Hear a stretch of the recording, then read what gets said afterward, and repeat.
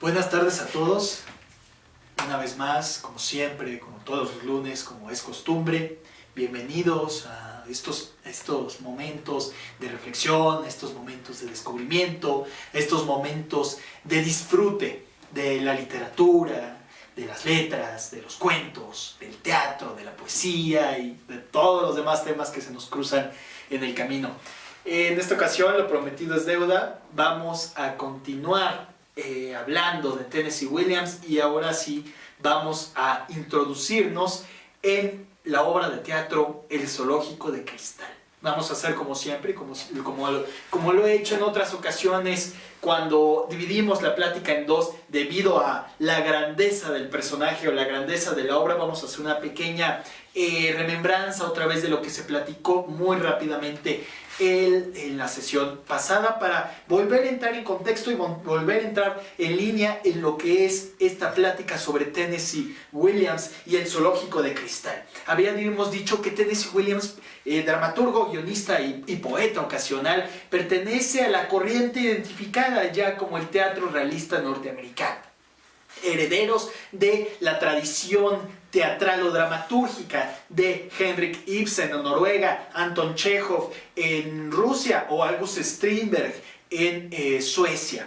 Pero al mismo tiempo, cuando hablamos de teatro realista, que es un teatro en el que no hay elementos fantasiosos, no hay del todo dioses, sino gente común y corriente, gente normal, gente que está viviendo su vida diaria o que tiene un punto de inflexión dentro de su cotidianidad doméstica. Pero si algo tienen los personajes, como habíamos mencionado, del teatro realista, es que son personajes con personalidades complejas y esto es algo que es el símil con la obra de Tennessee Williams. Al mismo momento, de la misma manera que sus personajes son complejos, son redondos, son profundos, él mismo era un personaje complejo, una persona bastante intrigante en lo que se refiere a su cuestión emocional, y también un genio. Se contenía en él una genialidad que se da pocas veces, o se descubre o se desarrolla pocas veces en la historia.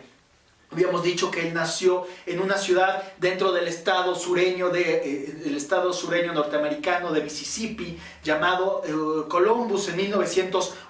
Su verdadero nombre es Thomas Lanier Williams, hijo de Cornelius Williams, que habíamos dicho que era un padre que estaba mucho dentro del canon de lo que culturalmente podemos identificar como masculino, es decir, un hombre frío, un hombre violento, un hombre mujeriego y alcohólico sobre todo. Su madre, Edwina Williams, hija de un pastor episcopal, una mujer reprimida sexualmente, rígida en sus convicciones religiosas, cariñosa en cierto grado, una madre sureña educada para precisamente ser esposa y llevar a la familia. También esto tenemos el matrimonio que Tennessee Williams creció en un matrimonio, creció dentro de una familia conflictiva, una familia donde había arranques de violencia por parte del padre, sobre todo cuando se alcoholizaba. Y él encontraba mucho refugio en su hermana mayor, Rose Williams, quien se hizo su cómplice y su más íntima amiga, al mismo tiempo que era su protección, su medio, eran medios para poder distanciarse un poco del ambiente tan opresivo y tan rígido que vivían en su casa. Habíamos dicho que cuando sufrió un ataque de difteria de niño, él quedó empotrado en una cama y su madre se dedicó en esos tiempos a introducirlo a las obras de Shakespeare, a las obras teatrales de Shakespeare y de Charles Dickens, es decir, su primer contacto con los grandes clásicos de la literatura universal. Ya más adelante, en 1918, su familia se muda a otra ciudad dentro del estado sureño de Missouri llamada San Luis, una ciudad más grande, una ciudad más urbana, más caótica, donde Thomas, siendo un chico tímido, muy sensible, con ciertas actitudes un poco afeminadas o no propias de lo que culturalmente podemos identificar como lo masculino, sufría de mucho bullying, de mucho rechazo en las escuelas donde lo ingresaban, donde creció, por parte de sus compañeros, y también en su casa por parte de su padre, quien estaba muy decepcionado de que su hijo tuviera estas maneras amaneradas y que no fuera cabalmente lo que él consideraba como un hombre, por lo mismo de la actitud machista del padre. Incluso llegó a sospechar de que su hijo era homosexual. Y fue aquí cuando encontró el refugio en las letras y en su hermana. Entonces trató de anteponerse a todo este ambiente tan violento, que lo relegaba tanto a su persona, refugiándose en el arte, en la literatura y en su propia hermana. Pero su hermana, cuando llegó a la adolescencia, empezó a tener varias demostraciones de desarrollar una enfermedad mental, ataques de histeria, cambios de humor muy contrastantes, muy repentinos, muy violentos. Y fue sobre todo el momento en que cayó en la locura total, cayó en la demencia total, fue después de una pelea que tuvo Thomas con su hermana Rose, en la que Thomas la ofendió con sus palabras, con su mejor arma, y posteriormente al siguiente día Rose atacó al padre con un cuchillo, en un ataque precisamente de histeria, un ataque de ira, no logrando herirlo. Sin embargo, esto fue prueba suficiente para que Rose fuera relegada o internada en un psiquiátrico para que trataran de volverla a introducir en la sociedad. Sin embargo, se quedaría en este psiquiátrico hasta el final de su vida. Esto causó mucho en Thomas como ya hemos mencionado, una culpa constante, porque él se creía parte o uno de los causantes de la locura de su hermana, a quien quería y amaba tanto, y también un temor constante a enloquecer. Como habíamos dicho, en 1930 empezó su etapa universitaria bastante inestable, primero ingresando a la Universidad de Missouri, donde su padre, por la carrera que estudiaba, su padre no consideraba que la carrera de letras fuera una carrera de hombres, así que lo saca y lo obliga a trabajar a la International Shoe Company. Les había mencionado la vez pasada que se acordaran del International Shoe Company, es decir, una empresa que se dedicaba a comercializar y a exportar y a crear zapatos. Entonces él se dedicó varios años de su vida, 3 años de su vida, a apilar cajas, hasta que a los 24 años ingresó a la Universidad de Washington en San Luis, donde ya empezó a tomarse un poco más la literatura en serio.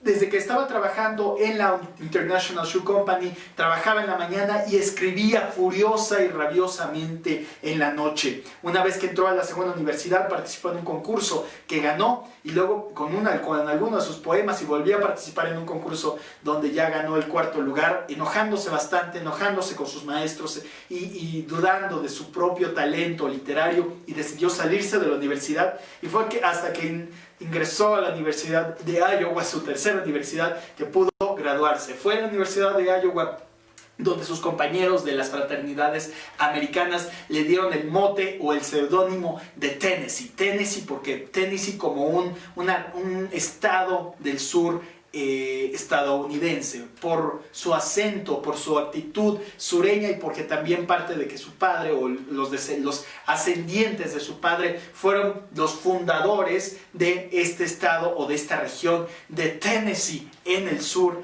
de Estados Unidos.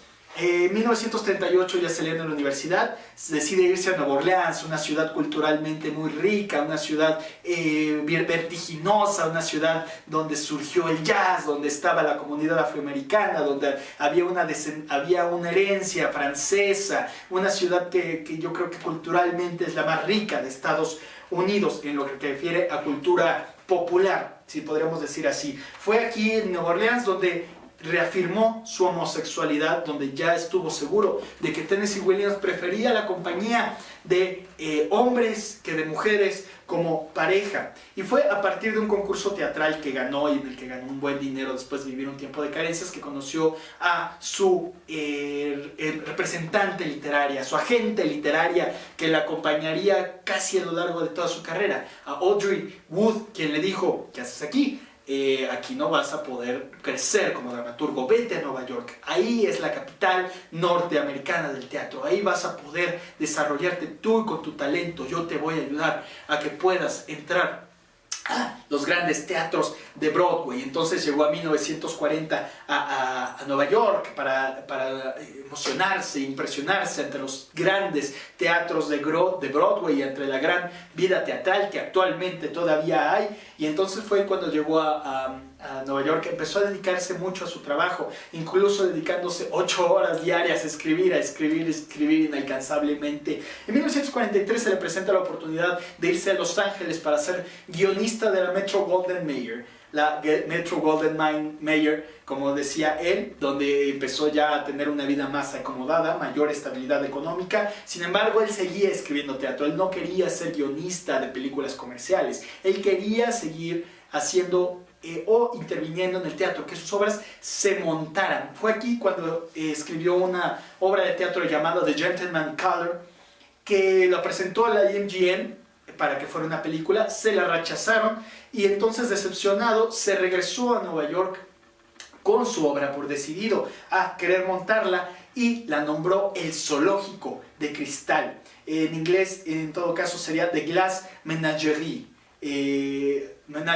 Perdón, no es francés. The Glass Menagerie, o en traducción al español, o como se ha traducido, El Zoológico de Cristal. Se la presentó a Audrey Wood, quien se lo presentó a una actriz quien le gustó muchísimo la obra, y fue producida y estrenada en 1945, donde tuvo una recepción impresionante.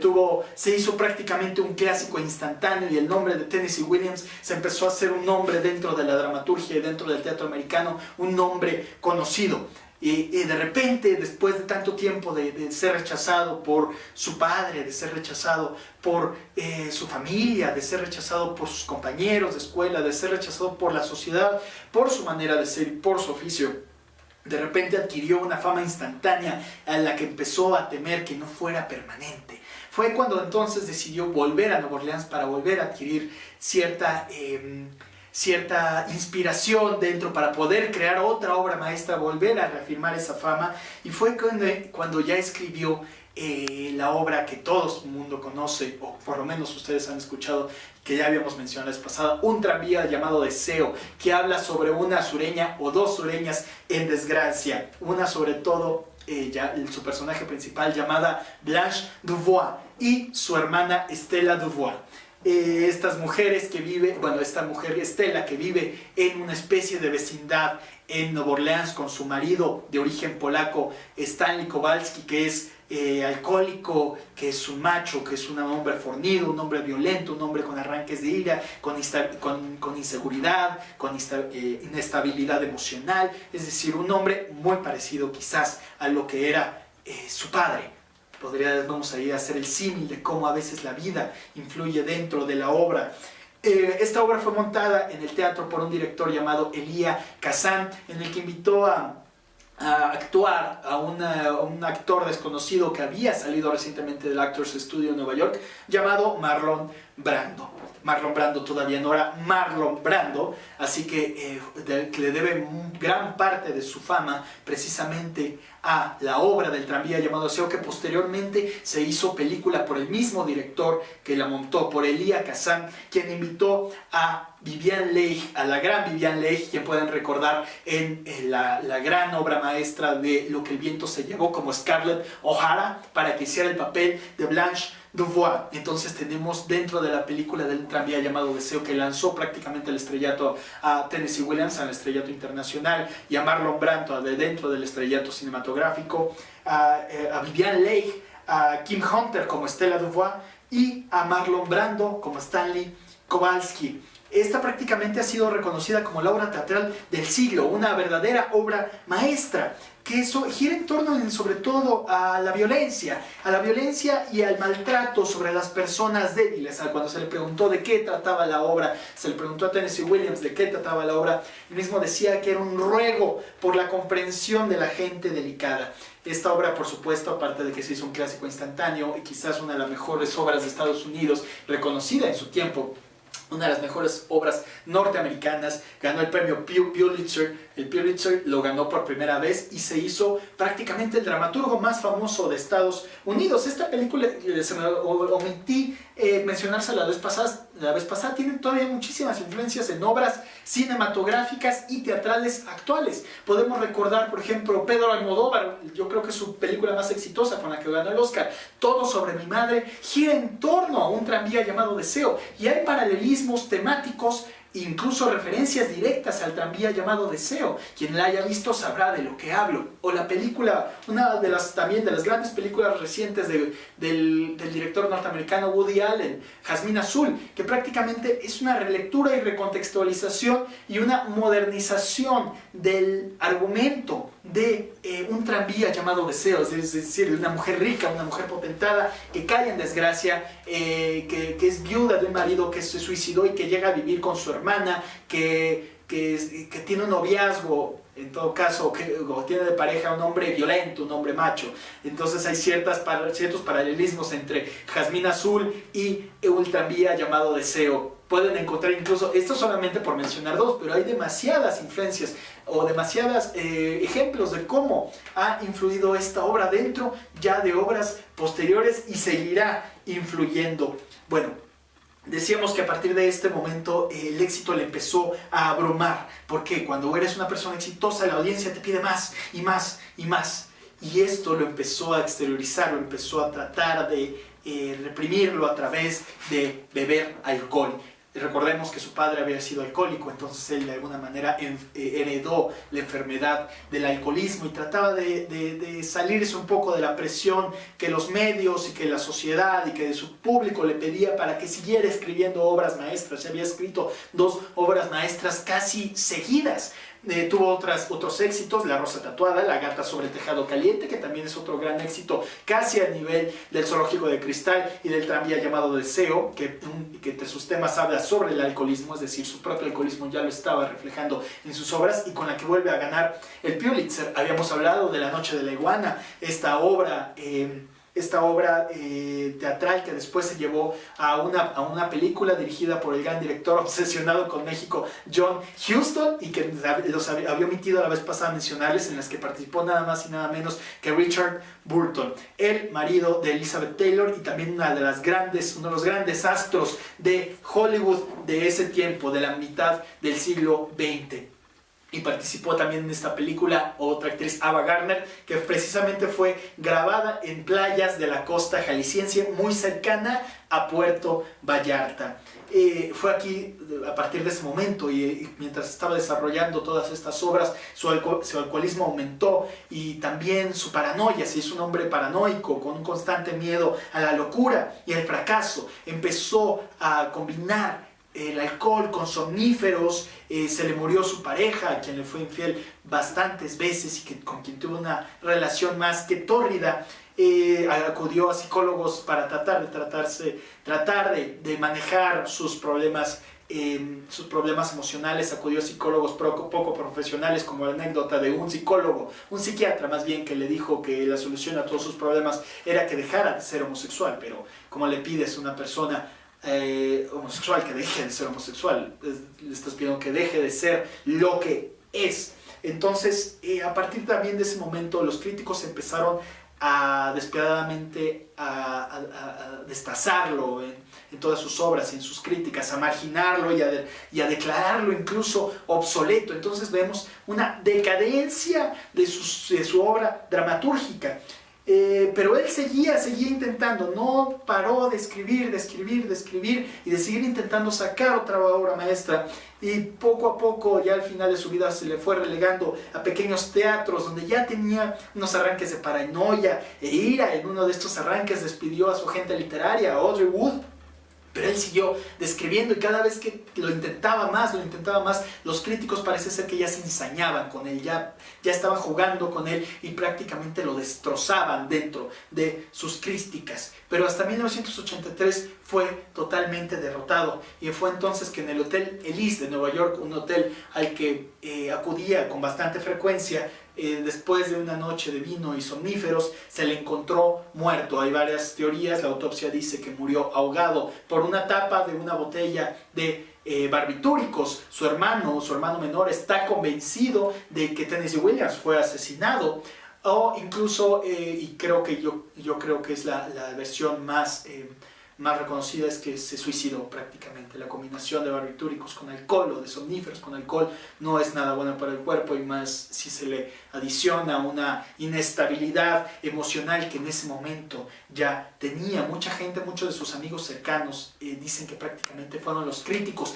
quienes asesinaron a Tennessee Williams. Y curioso, una vez que fue asesinado, se le empezaron a hacer conmemoraciones, el periódico se llenó de obituarios, se le empezaron a hacer honores tanto en Broadway como en Hollywood, porque había participado en los dos ámbitos, y los actores llorando su pérdida. Sin embargo, esto también enojó mucho. Los críticos que antes lo habían destrozado, ahora lo elogiaban, curioso. Y ya sus últimas obras de su última etapa de su vida ya no fueron tan mal vistas. Empezaron incluso a valorar, a ver que no eran tan malas después de todo, y que al contrario no eran nada malas. Él fue enterrado en la ciudad de San Luis, en la ciudad donde vivió gran parte de su vida, donde vivió su juventud, y donde también sufrió gran parte de su vida. Y su hermana Rose todavía lo sobrevivió varios años después. Tennessee Williams murió en 1983, su hermana Rose hasta 1993, y está enterrado uno al lado del otro.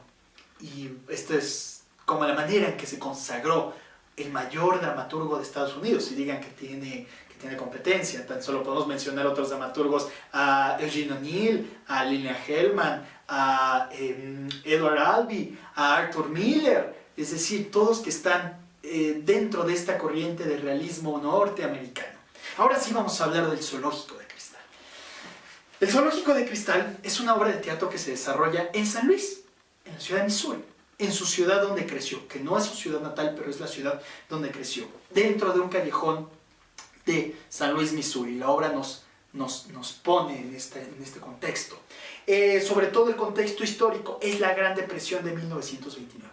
Recordemos la Gran Depresión de 1929, en que las bolsas de valores de Wall Street prácticamente quebraron, y ha sido una de las depresiones económicas o de las crisis económicas más traumáticas que ha tenido Estados Unidos. Son famosos los videos en blanco y negro, por supuesto, de las filas de gente en diversas ciudades americanas haciendo fila por un plato de comida.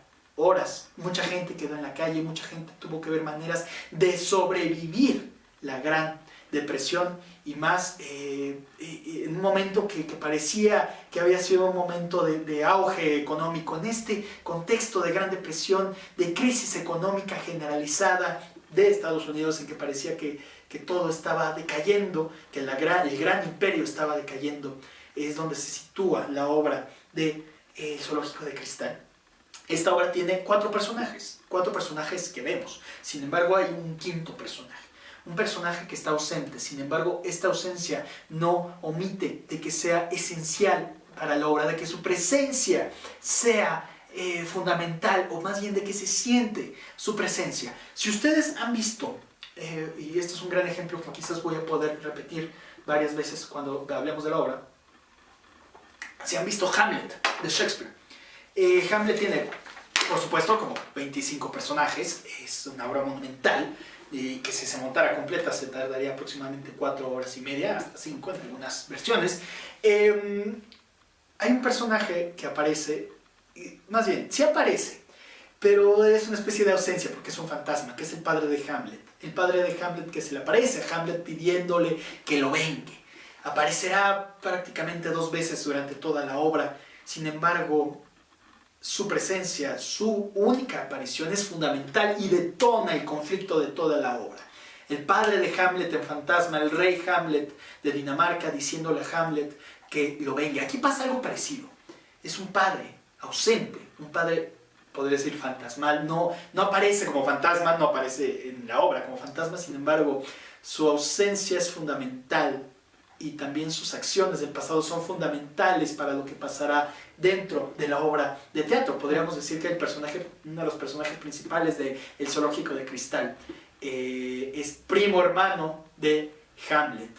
Un momento voy a explicar por qué. El personaje principal empieza, más bien la obra empieza, son 4 personajes, 3 que aparecen recurrentemente y uno que aparece hasta el final, pero que también detona y causa un cambio gigantesco dentro de la obra. El primer personaje que aparece dentro de la obra es Tom. Se llama Thomas. Tom. Recordemos cuál era el nombre real de Tennessee Williams. Thomas.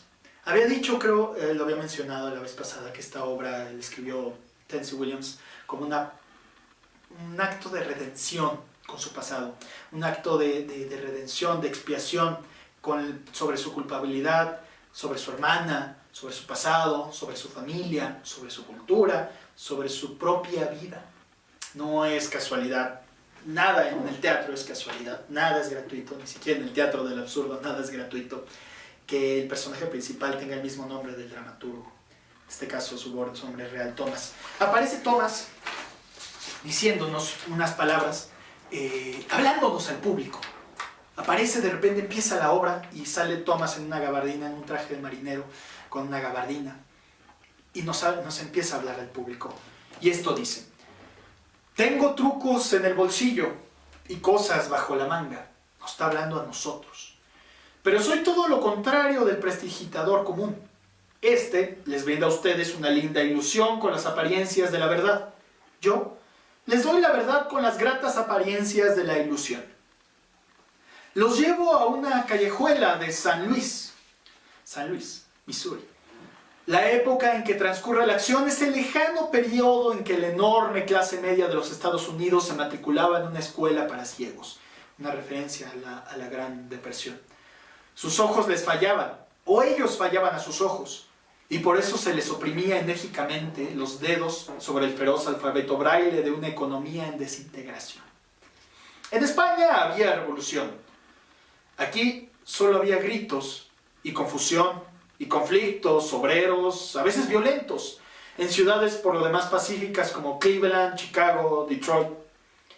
Esa es la atmósfera social en que se desarrolla la acción de esta comedia. Comedia refiriéndose no a una obra con las características clásicas de una comedia, sino una obra teatral. Esta obra son los recuerdos. Como es una comedia de recuerdos, hay poca luz. Es sentimental, no es realista. Por supuesto, claro. En la memoria todo parece acontecer con música. Ello explica el violín que se oye entre bastidores. Yo soy el narrador de la obra y también uno de sus personajes. Los otros son mi madre Amanda, mi hermana Laura y un candidato matrimonial que aparece en las escenas finales. Este es el personaje más realista de la pieza, por ser el emisario de un mundo del cual, en cierto modo, estábamos separados. Pero como tengo la debilidad de un poeta por los símbolos, uso a este personaje como el demorado, pero siempre esperado. Algo por el cual vivimos. Es decir, un personaje que toda la obra nos va a llevar a conocer a ese personaje, que es clave también. Aparece hasta el final, pero es clave. Hay un quinto personaje que solo aparece en una fotografía colgada de la pared. Cuando vean la imagen de este sonriente caballero, sírvanse recordar que es nuestro padre, que nos abandonó hace mucho tiempo. Era un telefonista que se enamoró de la larga distancia, de modo que renunció a su empleo en la compañía telefónica y huyó de la ciudad. La última noticia que tuvimos de él fue una postal de Mazatlán, una ciudad a la costa mexicana del Pacífico, referencia a México, con un mensaje de 2 palabras: hola, adiós, y sin dirección. Creo que el resto de la obra se explicará por sí misma. Tenemos este personaje narrador que al mismo tiempo que nos pone en contexto con la obra. Una manera inusual de empezar, a manera de teatro griego, si recuerdan cuando hablábamos de la Orestiada, de Eurípides, cuando se leen unos personajes a meternos en contexto, meternos en tema. Esto es lo que está haciendo también Tom. Es decir, nos está hablando a nosotros, al público, y de repente Tom se mete en la obra. pero aquí hay muchas claves dentro de lo que está diciendo. Es una obra de recuerdos. Todo lo que vamos a ver es un recuerdo.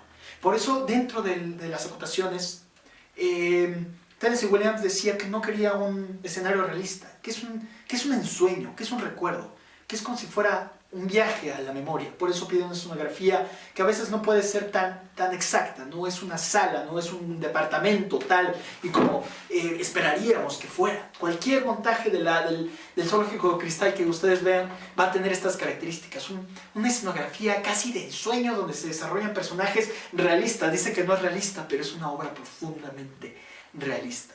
Y el padre, Tom, si algo es que es un personaje evasor. Nos empieza a hablar de cosas del contexto de España, allá en España, y pasaban estas cosas. Pero hasta que llega al punto que en verdad le duele, que en verdad le afecta, el padre. Cuando empieza a hablar de su padre, de cómo de que un padre que huyó de la casa, que los abandonó y se fue a vivir la vida a Mazatlán, quizás allá está afuera, y que les mandó una postal. Y adiós.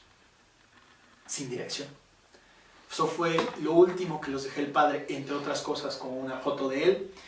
Y otra cosa que también vamos a hablar más adelante, es decir, la presencia del padre sigue ahí, de un padre ausente que está rondando toda la obra, como el fantasma de Hamlet. Nada más que el fantasma de Hamlet sí aparece. Aquí es un fantasma que está presente pero ausente. Ahí está el paralelismo. Y esta es la parte que le duele. Está muy dicharachero Tom al principio, habla del contexto de manera poética, refiriéndose a la Gran Depresión, pero de repente empieza a hablar del padre y decide detener. Dice, creo que el resto de la obra se explicará por sí misma. Es decir, llegó el punto que le duele. Inmediatamente conocemos a Tom, ingresa a la acción de la escena y conocemos a su madre, Amanda, y a su hermana, Laura. Esto se los voy a leer y creo que estas primeras líneas definen muy bien el carácter de estos dos personajes. Amanda, ¿sabes una cosa, Laura? El domingo pasado me sucedió algo graciosísimo en la iglesia. El recinto estaba atestado y solo quedaba libre uno de los primeros bancos y allí se veía apenas una mujercita. Le sonreí muy dulcemente y le dije, perdóneme usted, ¿tendrá inconveniente que yo compartiera este banco? Sí, me dijo, oh, este espacio está alquilado.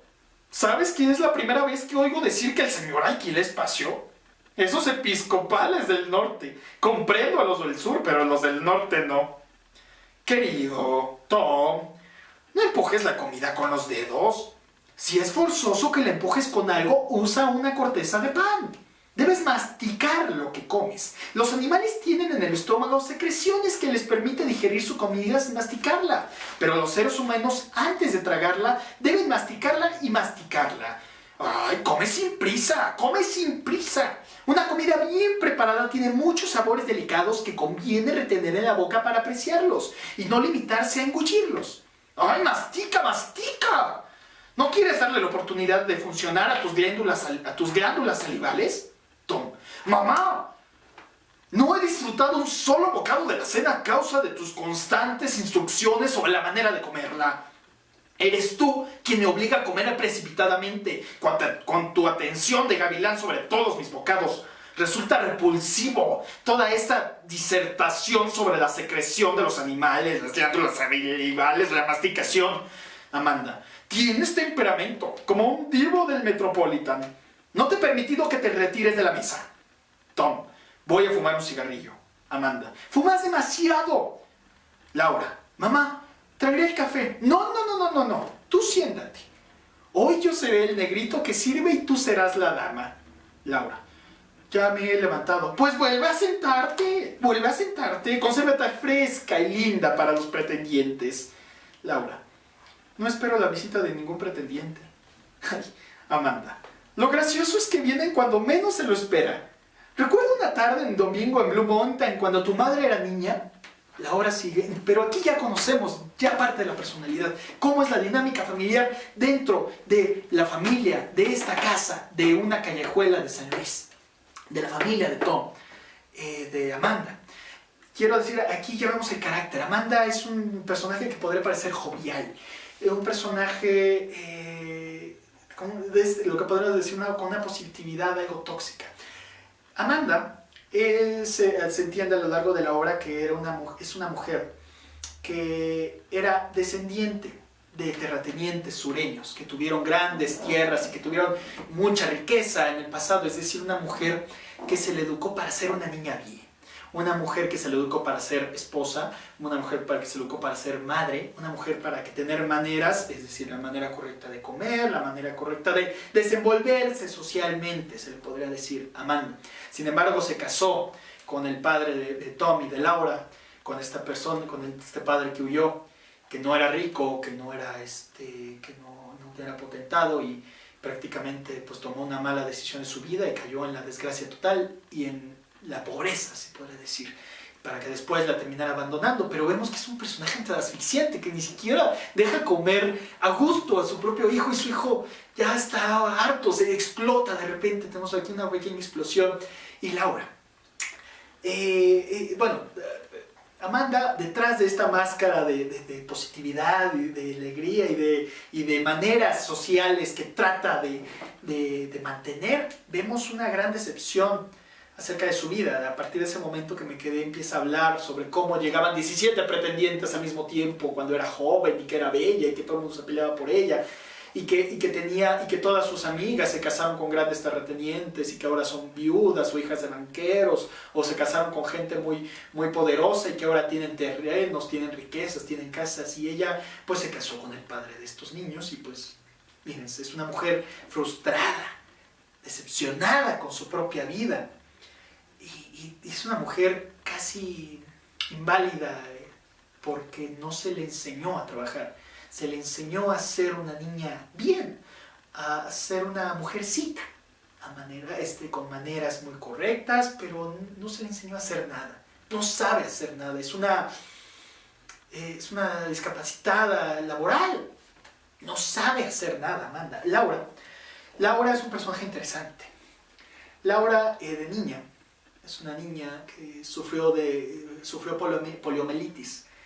Esta enfermedad que te trastorna las articulaciones y que al final te deja unas secuelas en las que no puedes moverte bien. Ella cojea constantemente, tiene un aparato, se dice en la obra que tiene un aparato que le ayuda a caminar. Sin embargo, es una niña, una joven, que sí es una discapacitada física, tiene un problema para caminar, pero también es una niña, una joven tímida, y que tiene seguramente una terrible fobia social, no sabe desenvolverse socialmente, no sabe relacionarse con la gente. Su mundo se circunscribe a su casa, a su familia, a su hogar.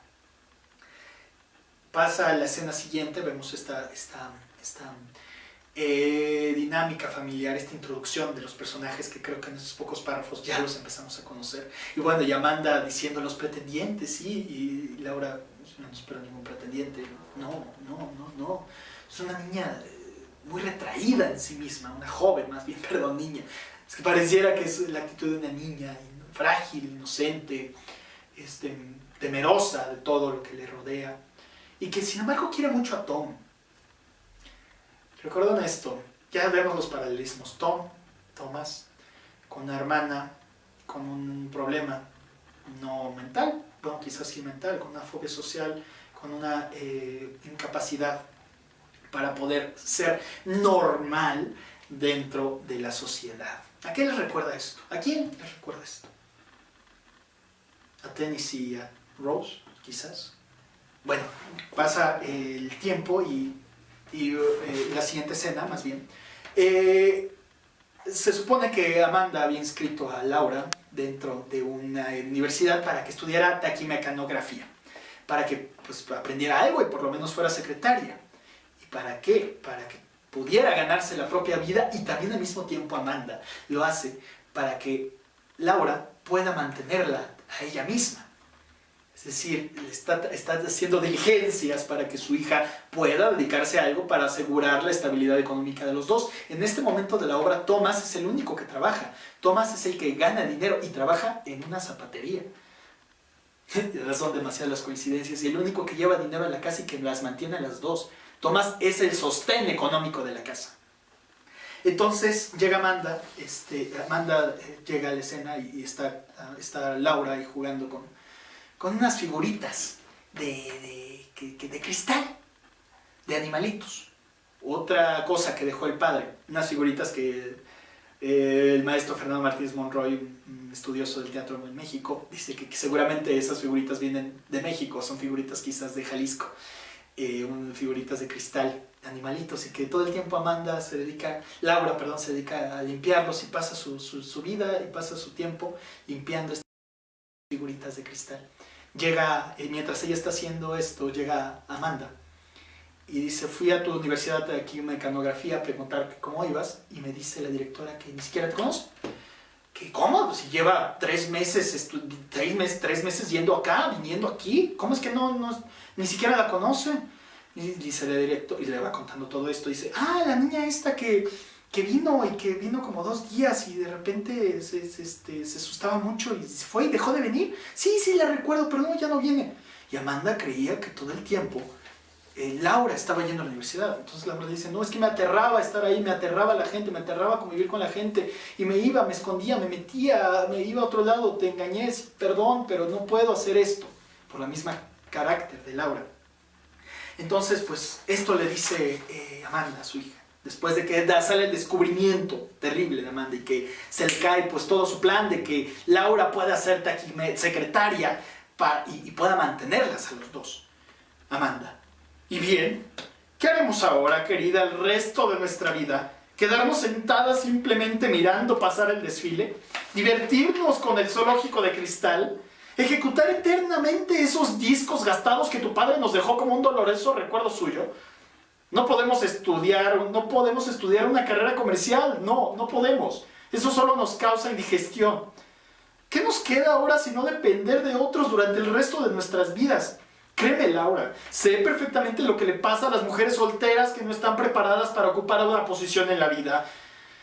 He visto casos tan lamentables en el sur. Solteronas apenas toleradas que vivían de la caridad de una cuñada, metidas en alguna ratonera, hostigadas por la cuñada para que se fueran a vivir con otra cuñada, como golondrinas sin nido, comiendo de la corteza de la humillación durante toda su vida. ¿Ese es el futuro que nos hemos trazado? Juro que no veo otra alternativa, y no creo que esa alternativa sea muy agradable. Desde luego algunas muchachas se casan. Dios mío, Laura, ¿nunca te ha gustado nunca un joven? Entonces, aquí es donde empieza a maquinar Amanda un plan. Entonces, si no puedo hacer que trabaje, que tenga una profesión, pues la voy a casar. Voy a buscarle a alguien, un pretendiente, que pueda dedicarse a ella y que la pueda mantener a ella, y nos pueda mantener a las dos. Cuando empieza a salir de: bueno, ¿no? ¿Nunca te gustó nadie? Y le dice: sí, una vez. ¿Quién? Y tengo su foto. Y le dice Amanda: ¿quién? Pues ¿quién? Un compañero de la preparatoria. Estás enamorada de un recuerdo. Y se acuerda de un chavo que le decía Blue Roses. Me decía Blue Roses. Y esta era la razón. Laura: cuando tuve ese ataque de pleurosis, me preguntó qué me había pasado cuando volví. Le dije que había tenido pleurosis y él entendió Blue Roses. De modo que desde entonces me llamó así. Siempre que me veía gritaba: hola, Blue Roses. La muchacha con quien salía Jim, el joven que le gustaba a Laura, no me importaba. Emily Masenbach.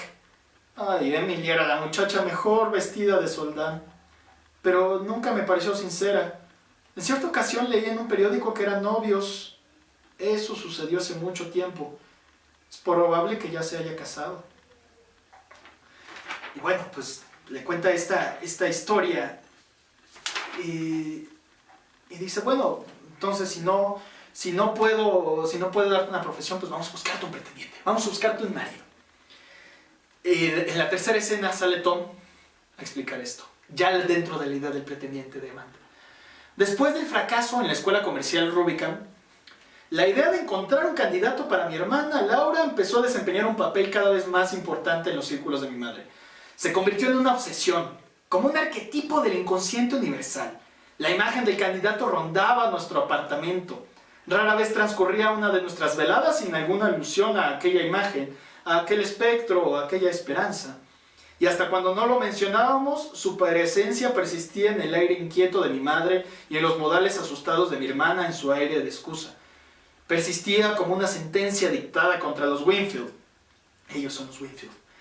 Pero mi madre era una mujer de acción, no solo de palabra. Comenzó a dar pasos lógicos en la dirección proyectada. Ya algo más avanzado el invierno y a comienzos de la primavera, comprendió que se necesitaba dinero extra para preparar adecuadamente el nido y adornar al pájaro, a Laura. Inició una vigorosa campaña telefónica consiguiéndole suscriptoras a una de esas revistas para madres, para casas, amas de casa, llamada La Amiga de la Dueña de la Casa, que publican en folletín las elucubraciones de las literatas que hablan de delicados senos que parecen copas, detalles delgados y asusados, de muslos abundantes y de color cremoso, de ojos semejantes al humo de la madera en otoño, de dedos que calman y acarician como suavísimas melodías de cuerpos poderosos como estatuas etruscas. Cabe destacar que Thomas, también el personaje Thomas, es un aspirante escritor. Él en la mañana trabaja en la zapatería, en la compañía de zapatos, y en la noche escribe furiosamente. Otra reminiscencia. Su obra es muy autobiográfica, se podría decir. Mientras Thomas está escribiendo y esta mujer y Amanda está tratando o intentando vender sus revistas donde le cuelgan o la gente pues es muy grosera. ¿A quién le gusta que le vendan algo por teléfono? Entonces Amanda empezó a frustrarse y tuvo una pelea bastante fuerte con Tom que quisiera leérselas. Mamá, ¿quieres hacerme el favor de irte y de dejarme terminar de escribir? Amanda, ¿por qué eres incapaz de sentarte derecho para que tus hombros no asomen como alas de gorrión? Mamá, haz el favor de ocuparte de otra cosa. Estoy tratando de escribir. Mira, he visto un cuadro anatómico y sé qué efecto causa esa posición sobre tus vísceras. Incorpórate y te lo mostraré. Tu estómago oprime tus pulmones y tus pulmones oprimen tu corazón. Y ese pobre corazoncito se desalienta porque no le queda sitio para seguir latiendo por ti. ¡Ay, qué diablos! No me hables así. ¿Qué se supone que debo hacer? ¿Qué te pasa? ¿Has perdido el juicio? Sí, me lo has quitado tú. ¿Qué te sucede en estos últimos tiempos, gran estúpido? Mira, mamá, en esta casa no me queda un solo objeto que pueda llamarlo mío. Baja la voz. Ayer secuestraste mis libros. Tuviste el descaro de... Así es. Los devolví a la biblioteca pública, esa horrible novela y el espantoso libro de ese demente que es el señor Oscar Wilde. No puedo fiscalizar la producción de una mente enferma ni a la gente que proporciona ese material. Pero no permitiré en mi casa semejante inmundicia. No, no, no. Casa. ¿Quién paga el alquiler de la casa? ¿Quién vive como un esclavo para...? No te atrevas a hablarme así. No. Yo no debo decir nada. Simplemente tengo que quedarme callado y dejar que tú te encargues de hablar. Espera, te diré algo. No quiero oír más. Oirás más. Bueno, no seguiré escuchando. Me voy. ¿Me vas a escuchar, Tom Winfield? Estoy cansada de tu insolencia. Y otra cosa, se me está acabando la paciencia. ¿Y crees que a mí no se me acaba, mamá? ¿Se supone que mi paciencia es infinita? Ya lo sé, no te importa mucho lo que estoy haciendo, lo que estoy tratando de hacer, diferenciar ambas cosas. Tú no lo crees así. Creo que estás haciendo cosas que te avergüenzan y que por eso obras así. No creo que vayas todas las noches al cine. Nadie va al cine todas las noches. Nadie que esté en su sano juicio va al cine casi a medianoche y la gente no sale de allí a las 2 de la mañana, ni entras en casa ni entra en casa tropezando y murmurando como los locos. Duermes 3 horas y te vas al trabajo. ¡Ja! Y me imagino qué haces allí. Dormitas, te pasas las horas en un constante sopor porque no estás en condiciones de trabajar. Es cierto. Es muy, muy cierto. No estoy en condiciones de trabajar. ¿Cómo te atreves a arriesgar tu empleo? A arriesgar nuestra seguridad. ¿Cómo crees que podemos componérnoslas para...? Oye, mamá, ¿crees que estoy loco por la zapatería? ¿Crees que estoy enamorado de la Continental Shoemakers? ¿Crees que quiero pasarme 55 años de mi vida en ese interior de Celotex con tubos fluorescentes? Palabra de honor que preferiría tomar una pistola y saltar y tirarme los sesos antes que volver por las mañanas. Pero voy, claro, cada día entras gritando ese maldito, levántate y lúcete, levántate y lúcete. Pienso en cuán dichosos son los muertos, pero me levanto y voy. Por $75 mensuales renuncio a todo lo que sueño con hacer y ser siempre. Y dices que solo pienso en eso. Ay, Dios mío, pero mamá, si solo pensara en mí mismo estaría donde está él. Me habría marchado, me habría ido todo lo lejos que me lo permite el sistema de transportes. Por favor, no me agarres, mamá. No te agarro. Quiero saber a dónde vas ahora. Voy al cine. No creo esa mentira. Es una pelea bastante fuerte que no lo voy a... Bueno, voy a dejarla hasta acá para seguir avanzando. Vemos el ambiente de esta casa, un ambiente que es prácticamente un infierno doméstico. A pesar de esto, y pareciera que se odiaran, se quieren muchísimo porque se disculpan después, que no son las relaciones íntimas, amorosas, las relaciones de familia, sino toda relación amorosa o toda relación de amor que tenemos con una persona, con una familiar o con un hermano, una madre. Son relaciones muy intensas, incondicionales, pero también que van del amor al odio. Amamos, pero al mismo tiempo odiamos. Nos desesperan, pero no podemos despegarnos de ellos. Y vemos aquí lo que dice Tom. Si yo quisiera hacer lo que quiero hacer en mi vida, me iría como él, como mi padre. Los abandonaría. Y dice, pues no, pero ¿cómo? ¿Quieres desahuciarnos? Porque si, aquí hay que dejar algo muy claro. Si Tom las deja, quedan desahuciadas. Quedan totalmente desahuciadas, no tienen un sostén económico, tanto Amanda como Laura. Se disculpan después de tener esta tan violenta, bueno, de palabras por lo menos, tan violenta frase, y llegan a un acuerdo. Amanda le dice a Tom que está buscando un pretendiente para su hija, para que Laura pueda casarse con él y tenga un medio de subsistir. Entonces le dice, trae un amigo, alguien que pueda casarse con Laura. Y si se casan y si se logra esa unión entre tu hermana y tu amigo, eres libre. Puedes ir y hacer lo que quieras. Tom toma la oportunidad y dice que invita a un amigo suyo de la zapatería, a un chico llamado Jim. Y entonces dice que lo invita a cenar. La madre se emociona muchísimo porque van a recibir a un pretendiente por fin para su hija Laura. Ella se arregla, saca sus vestidos antiguos, arregla a Laura, le hace un vestido, le pone despampanante, le dice al fin vas a conocer. Laura está aterrada, está totalmente aterrada y sobre todo aterrada cuando se entera de que el chico que va a venir es el mismo chico del que se enamoró en la preparatoria. Esto prácticamente le causa náuseas, le causa un terror terrible a Laura. Y entonces antes de la escena de llegar, de que llegue Jim, aparece dentro del acto segundo Tom y dice, y así fue como traje a cenar a Jim la noche siguiente. Yo lo había conocido un poco en el colegio de secundaria. En el colegio Jim había sido un héroe. Tenía una enorme bonomía y vitalidades irlandesas con el aire lustroso y pulido de la porcelana blanca. Parecía moverse incesantemente bajo un haz de luz que lo destacaba. Era un astro del baloncesto, capitán de club de polémica, de debate, presidente del curso de los bachilleres y del Orfeón, y cantaba el papel del protagonista en el musical anual. Constantemente corría o saltaba, nunca se limitaba a caminar. Parecía pronto siempre a derrotar la ley de la gravedad. Cruzó por su adolescencia con una velocidad tan meteórica que podía esperarse lógicamente que a los 30 años solo se conformaría con ser presidente de la nación. Pero al parecer tuvo más tropiezos al salir del colegio porque su velocidad había disminuido a ojos vistas. Por eso en esa época de nuestras vidas su empleo no era mucho mejor que el mío. Era el único compañero de trabajo con quien yo estaba en términos cordiales. Yo le resultaba valioso porque recordaba sus pasadas glorias, porque lo había visto ganar partidos de baloncesto y la Copa de Plata en las polémicas.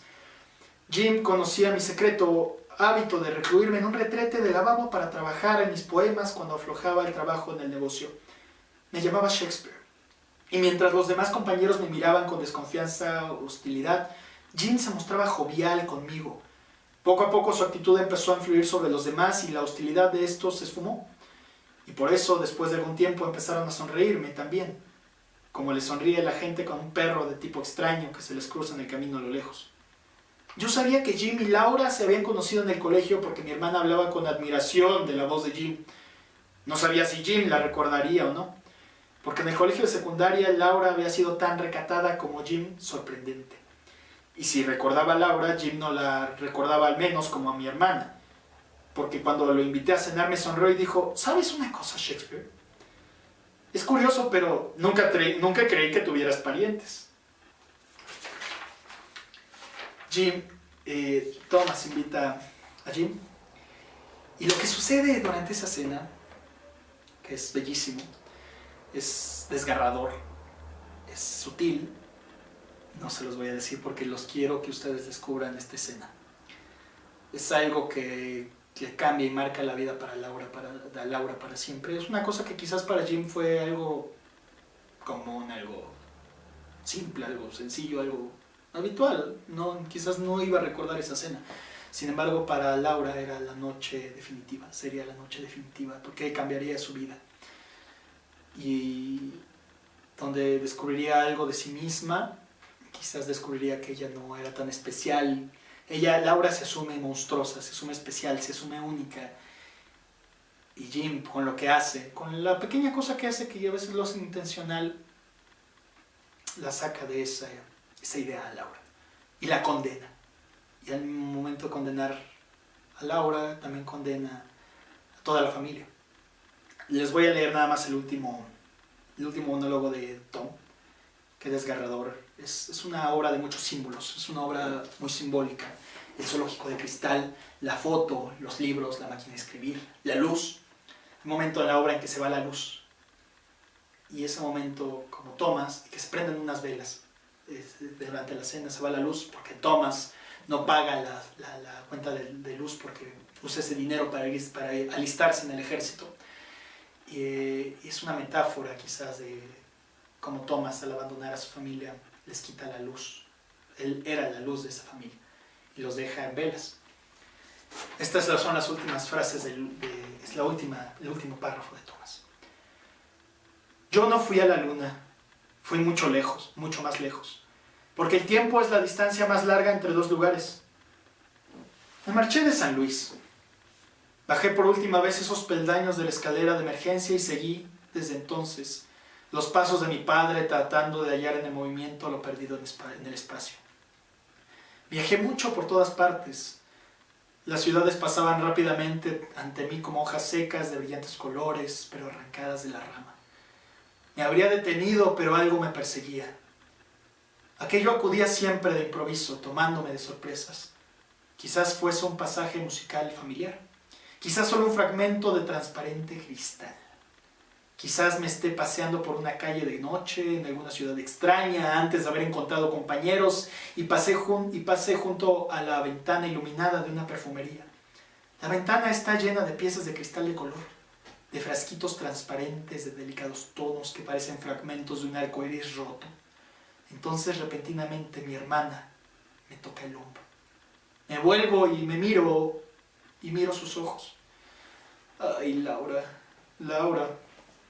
traté de dejarte atrás, pero soy más fiel de lo que pensaba ser. Tiendo la mano hacia un cigarrillo, cruzo la calle, entro corriendo a un cine o a un bar. Pido una copa, hablo con el desconocido más próximo, cualquier cosa capaz de apagar tus velas, porque hoy el mundo está iluminado por el relámpago. Apaga de un soplo tus velas, Laura. Apaga tus velas, Laura. Y ahí termina mi memoria y comienza su imaginación. De modo que adiós.